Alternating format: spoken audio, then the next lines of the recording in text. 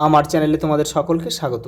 আজ আমরা class 5-এর Ryan Martin প্রশ্নবিচিত্রা থেকে পরিবেশের প্রথম পর্যায়ক্রমিক মূল্যায়নের দ্বিতীয় স্কুল সলভ করব।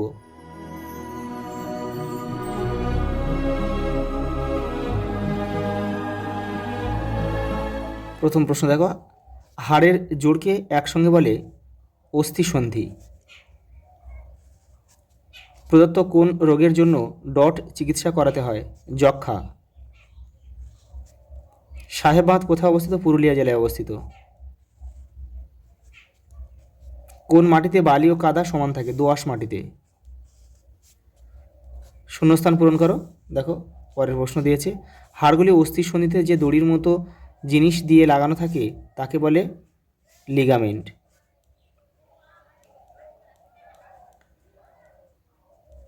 লিগামেন্ট তোমাদের কিন্তু লিগামেন্ট কি বা কাকে বলে আসতে পারে, তোমরা কিন্তু এটা লিখবে যে হাড়গুলি অস্থি সন্ধিতে যে দড়ির মতো জিনিস দিয়ে লাগানো থাকে তাকে লিগামেন্ট বলে।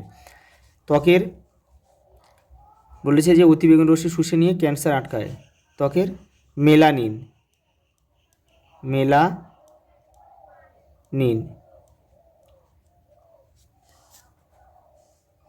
গন্ধককুলের অপর নাম ভাম বিড়াল।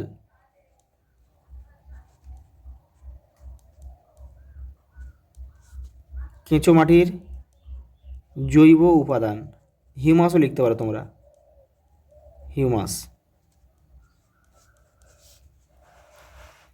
দেখো একটা স্তম্ভ দিয়েছে, দেখো বিসিজি টিকা 3.1। ঔষধি গাছ মেহেন্দি 3.2। গৌর ভারতীয় বাইসন 3.3। পরেরটা দেখো, স্টেথোস্কোপ কে আবিষ্কার করেন? Rene Laennec.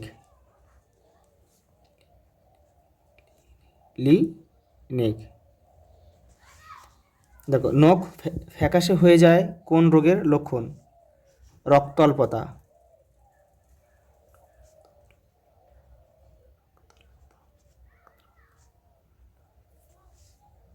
বা অ্যানিমিয়া।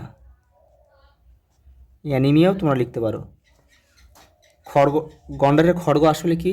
জমাট বাঁধা চুল। জমাট বাঁধা চুল। গন্ধককুল কেমন দেখতে দেখে নাও।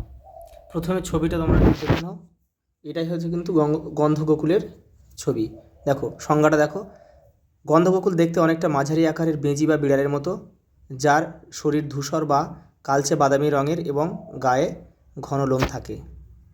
ওটা দেখো বাউড় কাকে বলে? এই দেখো, দেখো নদীর বাঁকে খানিকটা জায়গা নদী থেকে আলাদা হয়ে বদ্ধ জলা হয়ে যায়, তাকে বাউড় বলে। তারপর দেখো যক্ষা রোগের লক্ষণগুলি লেখো। দেখো তোমাদের বইয়ের 15 নম্বর পেজে উত্তরটা রয়েছে। দেখো এই যে দেখো, প্রথম বিকেলে জ্বর হয়, রাতে ঘাম, শ্বাসকষ্ট হয়, ঘুম থেকে ওঠার পর টানা কফ উঠতে থাকে, তারপর খাওয়ায় অরুচি, বুকে ব্যথা হয়, অসুখ একটু বাড়লে কাশির সঙ্গে কাঁচা রক্ত ওঠে, ক্রমশ ওজন কমতে থাকে। এবার লিখবে। দেখো পরের প্রশ্ন, দুটি রাসায়নিক বিক্রিয়ার উদাহরণ দাও। দেখো আমি এখানে লিখে দিচ্ছি,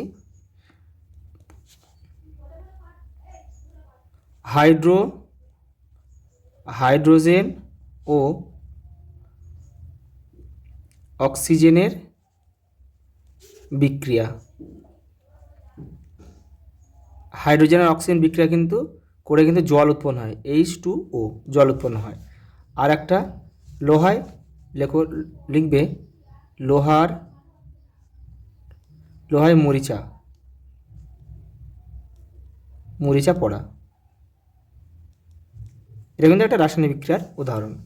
দেখো পরেরটা কী বলেছে, ওআরএস কীভাবে বাড়িতে তৈরি করা হয় দেখে নাও। এই যে